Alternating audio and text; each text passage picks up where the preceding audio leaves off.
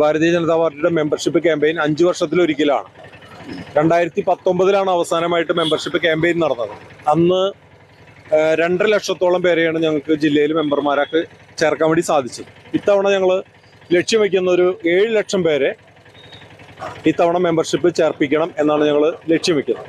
ഇപ്പോൾ membership campaign തുടങ്ങിയ സമയത്ത് തന്നെ കേരളം മുഴുവൻ ചർച്ചയാകുന്ന ഒരു പ്രധാനപ്പെട്ട വ്യക്തി മോഹൻ സിത്താര, സംഗീത സംവിധായകൻ. അദ്ദേഹം ഇപ്പോൾ BJP അംഗത്വം എടുത്തിരിക്കുകയാണ്. താങ്കൾ തന്നെ നേരിട്ട് പോയിട്ടാണ് മെമ്പർഷിപ്പ് ചേർത്തത്.